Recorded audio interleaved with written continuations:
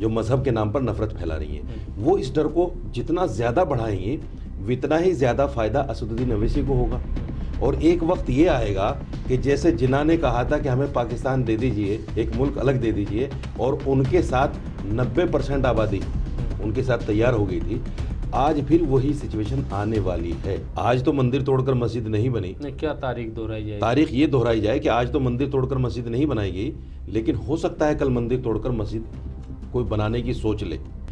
जब आपने जुमलों की झड़ें लगाई और आप उसमें एक को भी पूरा नहीं कर पाए, और आपने पूरे 8 साल जो है 6 साल जो है इसी में गुजार दिए, राम मंदिर, पाकिस्तान, कब्रिस्तान, शमशान, सब इसी में गुजार दिया, और नफ़रत का एक जो वातावरण फैला है देश के अंदर, उससे ऐसा नहीं कि सिर्फ मुसलमान ही भयभीत है, उससे हिंदू भी डर रहा है। साजिद रशीदी साहब के योगी आदित्यनाथ अयोध्या छोड़कर गोरखपुर क्यों भागे? नहीं, बाबरी मस्जिद ओवैसी का कहना ये है कि असल में हमारे खिलाफ मौलवी इसलिए बोलते हैं और आप जैसे लोग, क्योंकि हमने उनकी दुकानें बंद कर दी। अगर अखिलेश यादव ने उसको सीएम बनाने का भी कह दिया कि सीएम आपको बनाएंगे, वो तब भी नहीं जाएगा समाजवादी के साथ। आदित्यनाथ तो आए ही नहीं, भले कोई भी आ जाए, मतलब बीजेपी, क्योंकि योगी आदित्यनाथ से बहुत नुकसान हुआ है। आजम खान की सिर्फ यही तो गलती है कि उसने मुसलमानों के लिए यूनिवर्सिटी बनाई।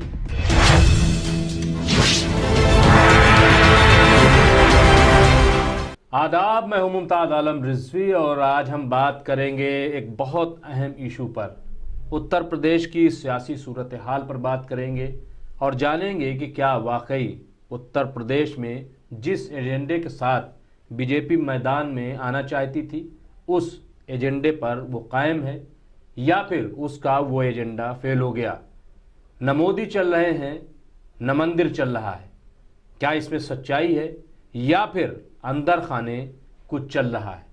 क्योंकि हम देख रहे हैं कि जो हमारे गृह मंत्री हैं, होम मिनिस्टर हैं अमित शाह, वो अब घर घर जाकर वोट मांग रहे हैं। ऐसी कौन सी ज़रूरत पड़ी? चेहरा योगी हैं, वोट मांग रहे हैं अमित शाह। इन तमाम इश्यूज़ पर हम बात करेंगे। आज हमारे साथ एक ख़ास मेहमान मौजूद हैं, सदर ऑल इंडिया इमाम एसोसिएशन मौलाना इमाम मोहम्मद साजिद रशीदी साहब। उनसे हम बात करेंगे। आपका खैर मकदम है। शुक्रिया। साजिद रशीदी साहब, आपको मालूम है कि इस वक्त चुनावी माहौल है और उत्तर प्रदेश के अलावा पंजाब, उत्तराखंड, गोवा और मणिपुर में भी विधानसभा के चुनाव होने हैं और अब बाकायदा जो है वो पोलिंग शुरू होने वाली है। उम्मीदवारों के नामों का भी ऐलान किया जा रहा है। भाग भी मची हुई है, कोई इधर से उधर जा रहा है, कोई इधर से उधर जा रहा है, ये सब भी चल रहा है। लेकिन सवाल ये है कि इन तमाम सूरत हाल में क्या आपको लग रहा है कि जिस एजेंडे के साथ बीजेपी मैदान में आना चाहती थी, क्या उस एजेंडे पर वो कायम है? क्या आपको लगता है कि उत्तर प्रदेश में या 5 सूबों में मोदी और मंदिर कहीं दिखाई दे रहा है? देखिए मुमताज़ भाई, आज जो सूरत हाल है ख़ास तौर से यूपी की, क्योंकि सारी पार्टियां तमाम मैदान छोड़कर यूपी में झंडा गाड़े बैठी हैं जी, और उनको लगता है कि सीधा जो सत्ता का रास्ता है वो यूपी से होकर गुजरता है। बिल्कुल बिल्कुल, ये सबसे बड़ी बात है। बिल्कुल सही। इसीलिए सभी पार्टियां पूरा एड़ी चोटी का जोर जो है यूपी पर लगाए बैठी हैं। बिल्कुल। बीजेपी के लिए एक बड़ी मुश्किल घड़ी है इस वक्त में, और मुश्किल घड़ी ये है कि राम मंदिर का तो फैसला हो गया, जो अहम इशू था, जो बर्निंग इशू था इनके लिए, उसका फैसला हो गया। ट्रिपल तलाक को भी इन्होंने खेल लिया, और भी रामजादे, हरामजादे, शमशान, कब्रिस्तान, जितने भी इनके पास इश्यूज थे वो सब करके अब ये बिल्कुल जैसा कहते हैं कि इनके पास मुद्दाहीन है ये, इनके नहीं, पास और आगे कदम गए। अयोध्या के बाद वो काशी भी गए, काशी से मथुरा तक आए। बिल्कुल बिल्कुल बिल्कुल, मथुरा तक आए और ये चलाया गया कि क्या हज हाउस चाहिए या मथुरा में मंदिर चाहिए। बिल्कुल बिल्कुल। उसमें देखिए सुप्रीम कोर्ट के फैसले ने इनके तमाम रास्ते बंद कर दिए। सुप्रीम कोर्ट ने जब ये कहा कि हमने जो देखा है मंदिर तोड़कर बाबरी मस्जिद नहीं बनाई गई, हमें ऐसा कोई साक्ष्य नहीं मिला। ये इतना अहम पॉइंट था उस फैसले में कि इनके तमाम जो मंसूबे थे वो सारे धराशायी हो गए। आगे जो ये काशी जाना चाहते हैं या दूसरी जगहों पे जाना चाहते हैं, तो तमाम लोगों को खास तौर से हिंदुओं को, जो पढ़े लिखे हिंदू बीजेपी के साथ जुड़ गए थे, सुप्रीम कोर्ट के फैसले के बाद उन्होंने देख लिया कि सच्चाई ये है कि जैसे बाबरी मस्जिद को इन्होंने झूठा गरमाया था, आगे भी ये इस तरह के इशू लेकर चलेंगे, इसलिए ये पार्टी झूठी है। वो एक बात तमाम लोगों के जहन में आ गई है। और ये सुप्रीम कोर्ट के फैसले से ये भी जाहिर हो गया कि साहब मूर्तियां गलत रखी गई, बाबरी मस्जिद को गलत तोड़ा गया, उन लोगों को सजाएं होनी चाहिए। ये सारी चीजें सुप्रीम कोर्ट ने जो फैसला दिया है, ये इतना अहम फैसला है कि जिसको मुसलमानों ने बसरो चश्म कबूल किया, और मुसलमानों की खामोशी भी इनके लिए करारा जवाब बन गई। एक ऐसा जवाब बन गई कि इनको, जैसे कहते हैं सांप के मुंह में छछूंदर आ गई, ना उगलने बनता है ना निगलने बनता है। अब ये सोच रहे हैं कि हम मुसलमानों को उकसाएं तो उकसाएं कैसे। उसके नित नए तरीके, कभी धर्म संसद, कभी किसी और बात को लेकर, कभी पार्कों में खड़े होकर कहते हैं कि जब शिवाजी उठे तो मुल्ला काजी मारे गए, इस तरह के नारे लोग दे रहे हैं। हिंदू राष्ट्र की बात शुरू हो गई बहुत तेजी से अब। जी जी बिल्कुल, हिंदू राष्ट्र का रास्ता भी मंदिर से होकर ही गुजरता था। हिंदू राष्ट्र का रास्ता असल जो था वो मंदिर से होकर गुजरता था। अब मंदिर चूंकि फैसला हो गया है, अब वो रास्ता वो भी इनके लिए मजदूर हो गया है। हिंदू राष्ट्र इस देश को घोषित करना इतना आसान नहीं मुमताज भाई। उसकी सबसे बड़ी वजह क्या है कि यहाँ मुसलमान बहुत कम तादाद में नहीं है। बहुत बड़ी बात कह रहा हूं मैं आपसे, यहाँ मुसलमान बहुत कम तादाद में नहीं है, यानी मुसलमान यहाँ कम से कम 40 करोड़ है। 40 करोड़? 40 करोड़ नहीं, लेकिन जो सरकार के आदाद शुमार हैं, जो मरदमशुमारी है, उसके मुताबिक तो 16 साढ़े 16% है। उस हिसाब से 19-20 करोड़ ही। देखिए, मैं ये 40 करोड़ क्यों कह रहा हूँ, क्योंकि जब हम अपने गांव देहात में अपने घरों पर, पड़ोसियों के घरों पर नजर डालते हैं तो पता चलता है कि बच्चे तो उनके 10 हैं और वोट बने हुए 2 आदमियों के, 6 आदमी 8 आदमी और बाकी हैं। तो इस तरह की सिचुएशन जो है, जो गांव देहात के एरियाज हैं, यूपी में ख़ास तौर से, राजस्थान में, हरियाणा में, आपका बिहार में, और बहुत सारे सूबे ऐसे हैं जिनमें जो रूरल एरियाज हैं, वहाँ बहुत सारे लोग हैं जिनको अभी तक वोट का पता नहीं ज़्यादा, और वो ज़्यादा इस तरफ तवज्जो भी नहीं देते। तो जब वो सिचुएशन देखते हैं तो पता चलता कि नहीं, तादाद बहुत है, तादाद बहुत है। और दूसरी बात ये देखिए, बहुत कम तादाद को किसी भी तरह से प्रभावित किया जा सकता है, उनको जो है डराया धमकाया जा सकता है। जब तादाद ज्यादा होती है तो फिर कहीं ना कहीं सामने वाला सोचकर वार करता है। तो आज जो पोजीशन है वो मुसलमानों की तादाद होने की वजह से, जो नफरती लोग हैं, जिनके माइंड में नफरत है, जो चाहते हैं कि इस देश में, ये देश तरक्की ना कर सके, ये देश फिर हिंदुस्तान पाकिस्तान की तरह 2 टुकड़े हो जाए, जो लोग ये चाहते हैं कि राष्ट्रीय हिंदू राष्ट्र बनाने का मकसद ही उनका ये था कि मुसलमानों को फिर एक रास्ता दे दिया जाए बाहर निकलने का। 40 करोड़ को खत्म तो नहीं किया जा सकता, एक रास्ता दे दिया जाए मुसलमानों को बाहर निकलने का, फिर एक मुसलमानों में जिन्ना पैदा किया जाए, जिसकी शुरुआत भी हैदराबाद से हुई। तो ये सारी चीजें शुरुआत हैदराबाद से, बिल्कुल शुरुआत मतलब हैदराबाद से है। जिन्ना की शक्ल में हमें एक हैदराबाद से आदमी मिला है, कौन आदमी मिला है? जिसको बीजेपी फुल सपोर्ट पैसे नहीं, तो से, कौन आदमी मिला है? असदुद्दीन अवैसी। पूरा हिंदुस्तान जानता है, मतलब जिन्ना है वो, पूरा देश जानता है। आज का जिन्ना है वो, आज का जिन्ना है। देखिए, अच्छा। मैं आपको एक बहुत बड़ी बात कहता हूँ। पार्टीशन के बाद में हिंदुस्तान में एक पार्टी हुआ करती थी, मुस्लिम लीग, उसका नाम था मुस्लिम लीग। आज वो कहाँ है? आज वो पार्टी दफन हो गई, क्योंकि उसका नाम था मुस्लिम लीग। हिंदुस्तान के अंदर कोई भी पार्टी धर्म के नाम पर, मजहब के नाम पर नहीं चल सकती। इनकी पार्टी का नाम है मजलिस इत्तिहाद बैनल मुस्लिमीन। इत्तिहाद बैनल मुस्लिमीन यानी ये एक ऐसा नाम है जो सीधा सिर्फ और सिर्फ मुसलमानों को अटैक करता है। आप उसमें हिंदू एमएलए बना लीजिए, उसमें हिंदू एमपी बना लीजिए, उससे कोई फर्क नहीं पड़ने वाला, क्योंकि इसका नाम है मजलिस इत्तिहाद बैनल मुस्लिमीन। ये सोचा जा सकता है कि साहब ये अभी जरूरत की वजह से हमें नहीं, तो आप कहना ये चाहते हैं कि एक ऐसी ताकत है जो ये चाहती है कि मुल्क फिर तकसीम हो और मुसलमान कट के अलग हो जाएं फिर, बिल्कुल, और उसके लिए इस्तेमाल ओवैसी को किया जा रहा है। बिल्कुल, ये 100% सच्चाई है। ये देखिए, आने वाले वक्त में जिस तरह का सिनेरियो ये तैयार कर रहे हैं, जो मुल्क में हालात पैदा करने की कोशिश कर रहे हैं, लोग जो है, जो गरीब तबके के लोग हैं बेचारे, वो जिस तरह से उनको मारा जाता है धर्म के नाम पर, गाय के नाम पर, जय श्री राम का नारा लगाकर, वो बहुत डरे और सहमे हैं। इस डर को और ज्यादा बढ़ाएंगे ये कौन? बीजेपी के लोग, आरएसएस के लोग, बजरंग दल के लोग, जो मजहबी तंजीमें हैं, जो नफरती तंजीमें हैं सारी, जो मजहब के नाम पर नफरत फैला रही हैं, वो इस डर को जितना ज्यादा बढ़ाएंगे उतना ही ज्यादा फायदा असदुद्दीन ओवैसी को होगा। और एक वक्त ये आएगा कि जैसे जिन्ना ने कहा था कि हमें पाकिस्तान दे दीजिए, एक मुल्क अलग दे दीजिए, और उनके साथ 90% आबादी उनके साथ तैयार हो गई थी, आज फिर वही सिचुएशन आने वाली है। नहीं, देखिए ऐसा है कि आप ये एक बहुत बड़ी बात कह रहे हैं, बहुत बड़ा इल्ज़ाम भी आप लगा रहे हैं। असदुद्दीन ओवैसी तो ये कह रहे हैं कि हम जीतेंगे यूपी में तो 2 सीएम बनाएंगे। 2 सीएम कैसे बनाएंगे, 2 मुख्यमंत्री कैसे बनाएंगे? एक ओबीसी से होगा, एक दलित से होगा। फिर उन्होंने कहा कि मैं तीन जो है डिप्टी सीएम बनाऊंगा, उप मुख्यमंत्री बनाऊंगा, उसमें एक मुस्लिम होगा, 2 और दूसरी कास्ट के होंगे। तो जब ये कह सबको साथ लेके चल रहे हैं तो फिर आप ये बात कैसे कह रहे हैं? देखिए, 2 एमएलए से यूपी नहीं जीती जा सकती, या 4 एमएलए से यूपी नहीं जीती जा सकती। कैसे बना लेंगे वो?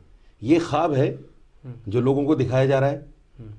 पार्लियामेंट में उनका चीखना, पार्लियामेंट में मुसलमानों के मसाइल को बड़ी गहराई के साथ उठाना, बड़े मुद्दों के साथ आगे बढ़ना, और मुसलमानों के बीच में जाना सिर्फ उन्हीं सुलगते हुए मुद्दों को लेकर जिनको मुसलमान सोचता है कि हाँ ऐसा होना चाहिए।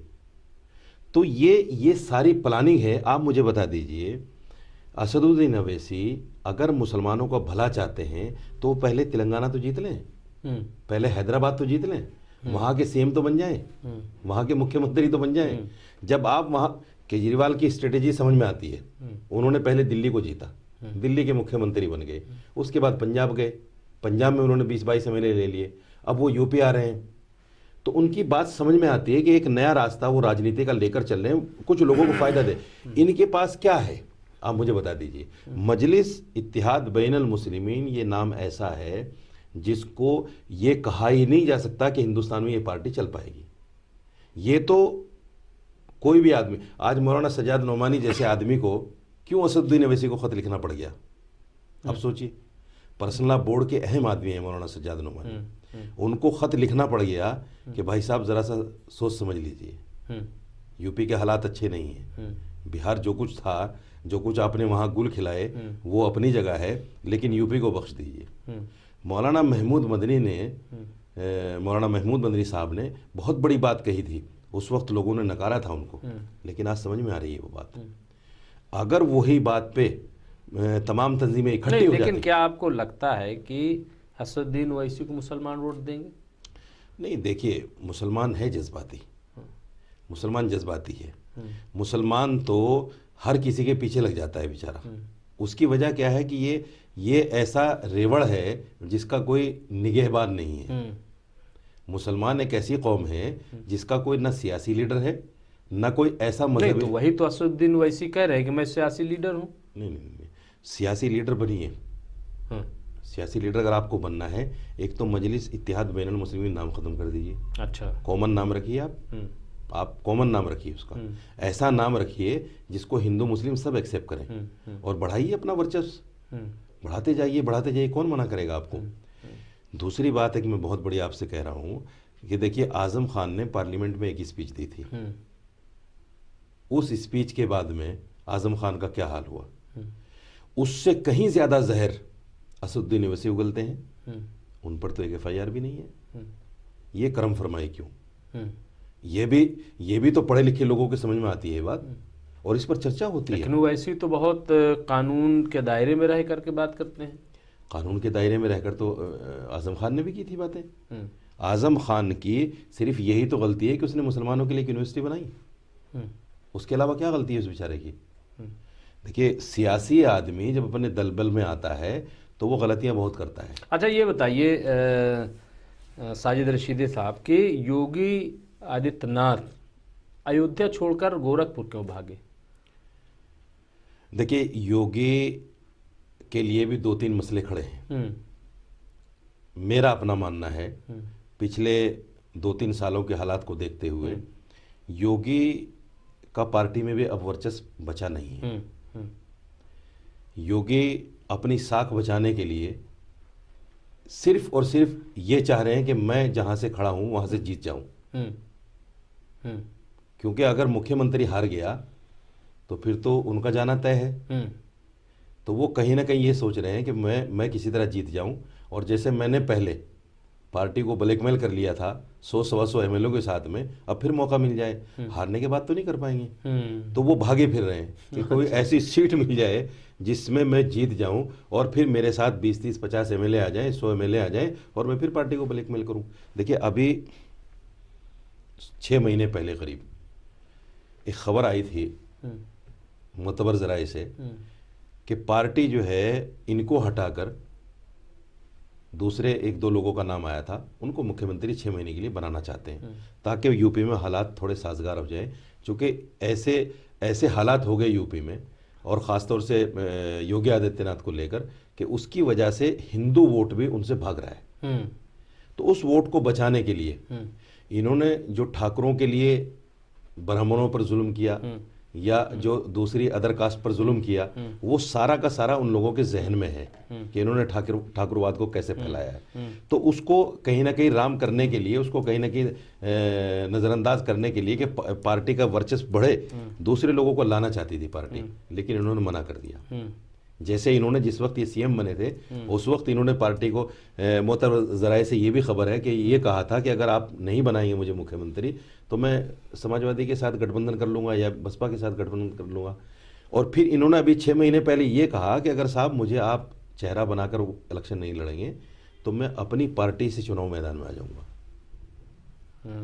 तो उसकी वजह से कहीं ना कहीं तो एजेंडा फेल हो गया, कहने का मतलब एजेंडा योगी का भी फेल है और एजेंडा मोदी का भी फेल है, क्योंकि मोदी के पास कोई चेहरा नहीं है यूपी के लिए। नहीं, मोदी तो खुद ही चेहरा है। 2017 में कौन चेहरा था? देखिए, 2014 में चेहरा था मोदी।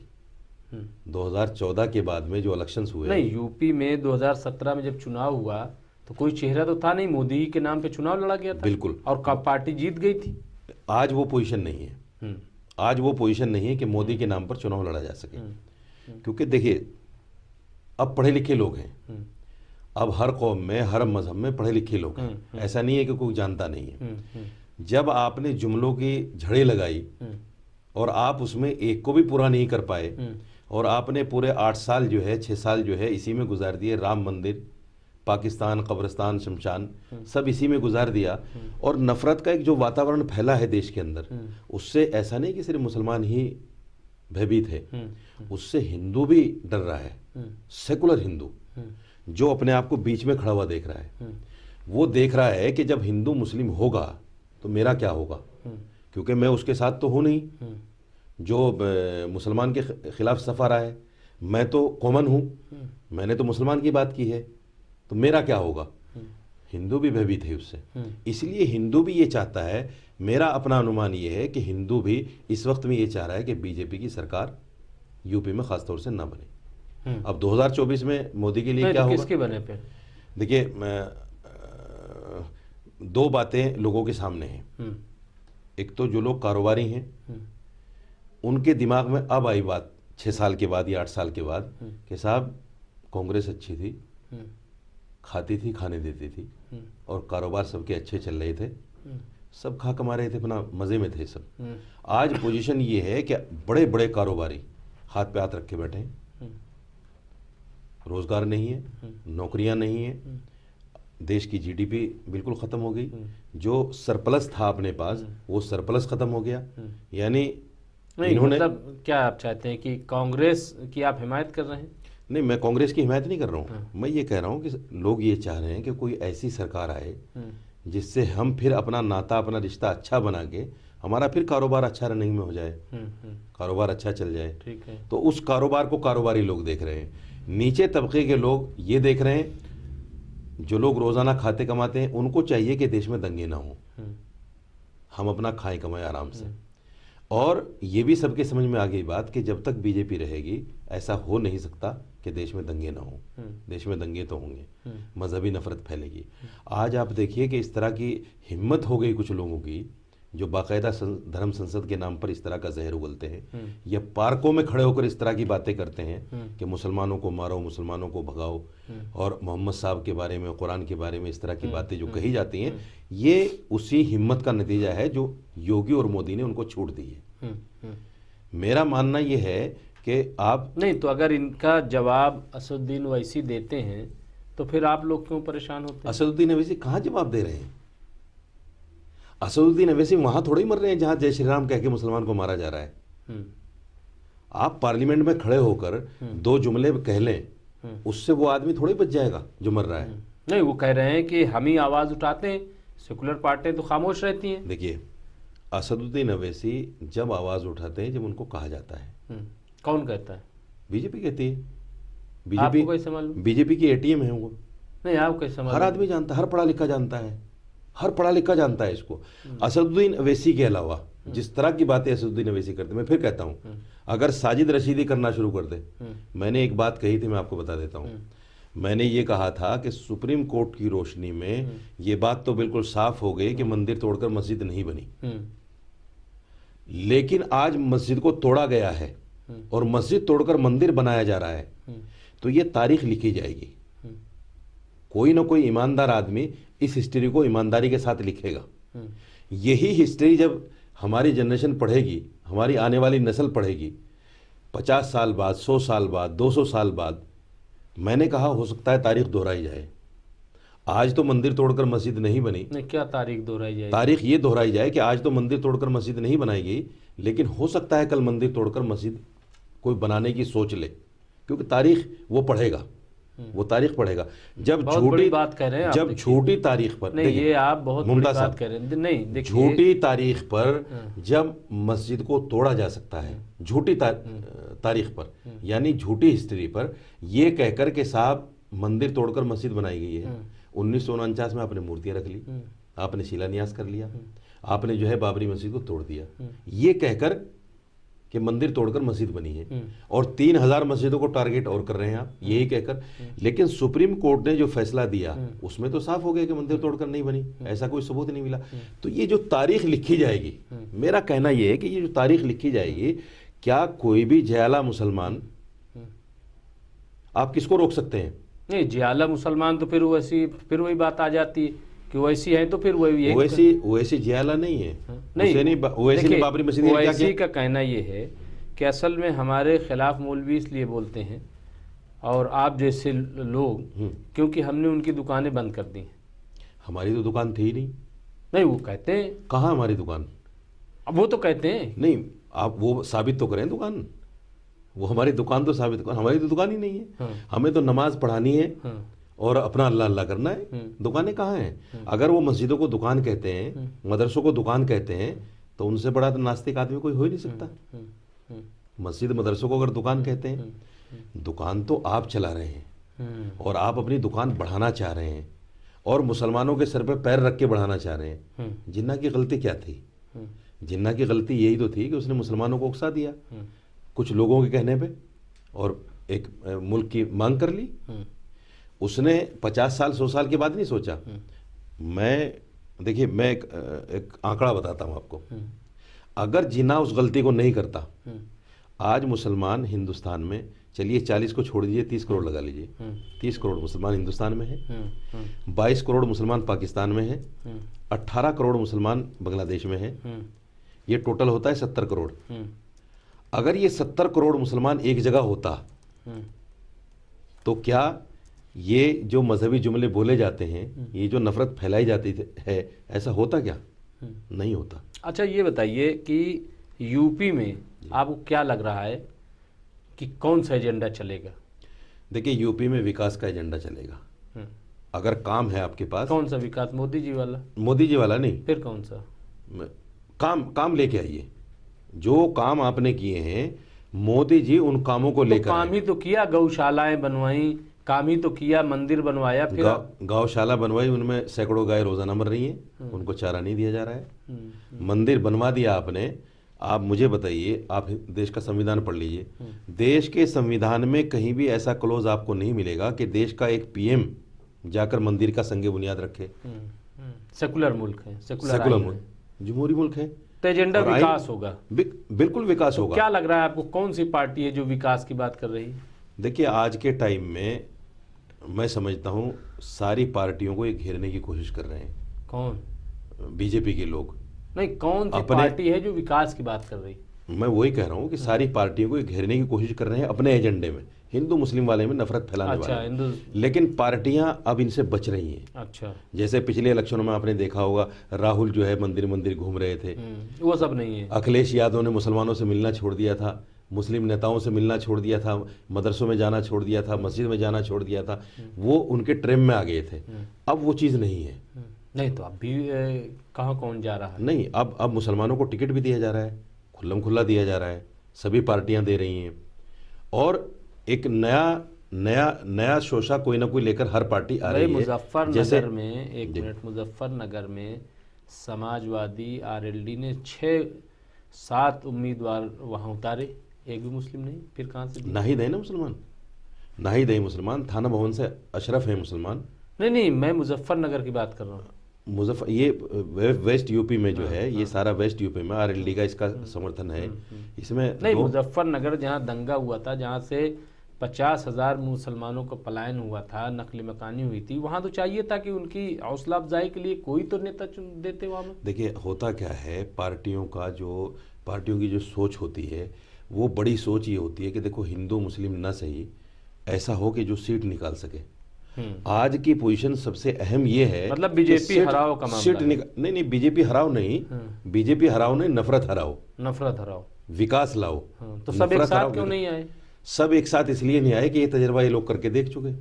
पहले एक साथ आए थे। कहाँ एक साथ आए? पिछले इलेक्शन में कांग्रेस भी साथ में थी, समाजवादी के। तो समाजवादी कांग्रेस थी और बहुत सारी छोटी मोटी पार्टियां थी। फिर उसके बाद एसपी और कांग्रेस हो गई, वो एसपी और समाजवादी हो गई। तीन सब एक साथ क्यों नहीं आते? सब एक साथ तो ओवैसी भी उसमें शामिल हो जाए। देखिए, ओवैसी को तो मैं जहां तक कहता हूं कि ओवैसी जो है, अगर अखिलेश यादव उसको ऑफर भी करेंगे तब भी नहीं जाएगा। क्यों नहीं जा सकता?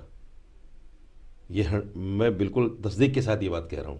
अगर अखिलेश यादव ने उसको सीएम बनाने का भी कह दिया कि सीएम आपको बनाएंगे, वो तब भी नहीं जाएगा समाजवादी के साथ में, क्योंकि उसकी डोर कहीं और से हिलती है।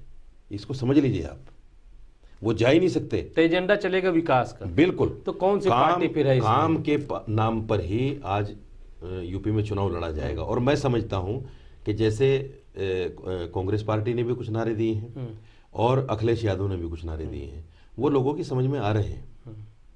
लेकिन मेरा मानना फिर भी वोट नहीं बटेगा। मेरा फिर भी मानना एक नारा जो है वो प्रियंका गांधी के साथ चला जाएगा, दूसरा औरतें जो है प्रियंका के साथ चली जाएंगी, मर्द जो है अखिलेश के साथ चले जाएंगे, नौजवान जो है ओवैसी के साथ चले जाएंगे। मैं यही कह रहा हूं कि वोट बट रहा है अभी भी। मेरा मानना यह है कि मुसलमानों को इस वक्त में अपनी समझदारी का सबूत देना चाहिए। और समझदारी ये है कि आप ये मत देखो कि जज्बाती तौर पर मैं किस पार्टी के साथ जुड़ा हुआ हूं। आप ये देखो कि आपका कैंडिडेट जो है वो किस पोजीशन में है, चाहे वो किसी भी पार्टी का है, उसको जिताने का काम करो। नहीं, आपने बड़ी सही बात कही जो बात कर रहे हैं, लेकिन ये कहेगा कौन?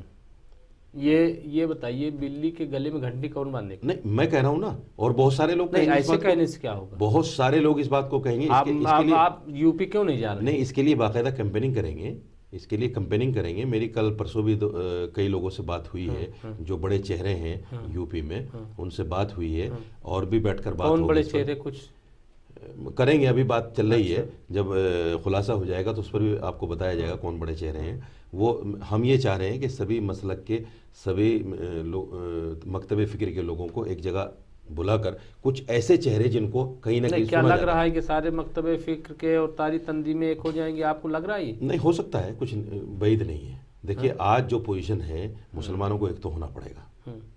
अगर आप नहीं हो रहे हैं तो पिटिए। नहीं तो लोग ये कह रहे हैं कि साजिद रशीदी अगर ये कहेंगे कि मुसलमानों को एक होना पड़ेगा जी, तो फिर बीजेपी कहेगी कि हिंदुओं को एक होना पड़ेगा। नहीं, मुसलमानों को एक होने का मतलब नहीं है, सेकुलर वोट को एक होना पड़ेगा। तो ये कहिए ना। हाँ, सेकुलर वोट को एक होना पड़ेगा। और हमें इस बात के लिए वचनबद्ध होना पड़ेगा कि हम ऐसे कैंडिडेट को ही वोट दें जो हमारे लिए भला साबित हो। मैं ये क्यों कहूँ कि बीजेपी को हराने वाला कैंडिडेट को वोट दीजिए, फिर तो वही बात आ जाएगी कि मुसलमान तो बीजेपी को हराना चाहता है। हिंदू एकजुट हो जाएगा। मैं ये कहता हूँ कि पार्टी कोई भी हो, आप ऐसा कैंडिडेट देखिए जो आपके लिए नफरत की खेती न बोए, आपके लिए विकास का काम करे, आपके लिए ऐसा काम करे, आपके बच्चों को नौकरियां दे, आपके इलाके के जो एजुकेशन सिस्टम है उसको सही करे। ये सब चीज़ें आप उसके अंदर देखो। ऐसा ना हो कि आप अंधे और बहरे होकर फिर अपने लिए एक ऐसा आदमी चुन लो जो चाहे वो समाजवादी का हो, चाहे वो कांग्रेस का हो, चाहे वो आरएलडी का हो, कि भाई आपके लिए फिर वो काम ना करे। आज ज़रूरत है इस देश को विकास की, रोज़गार की, नौकरियों की बहुत ज़्यादा ज़रूरत है। आज युवा, पढ़ा लिखा युवा जो बीए, एमए और एलएलबी और इंजीनियर और पता नहीं क्या क्या डिग्रियां हाथ में लिए फिर रहा है, उसके बाद रोज़गार नहीं है। आज वही पार्टी कामयाब होगी जो उन नौजवानों को रोज़गार देने की बात करेगी। चलिए आखिरी सवाल आपसे कर लेते हैं कि 4 चेहरे इस वक्त सीएम के तौर पर आ गए हैं यूपी में।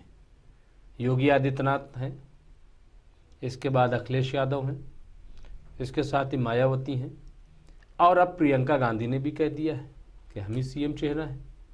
इन चारों में से अगर किसी एक को चुनने कहा जाए, आप किसको बेहतर चेहरा मानेंगे एज ए सीएम?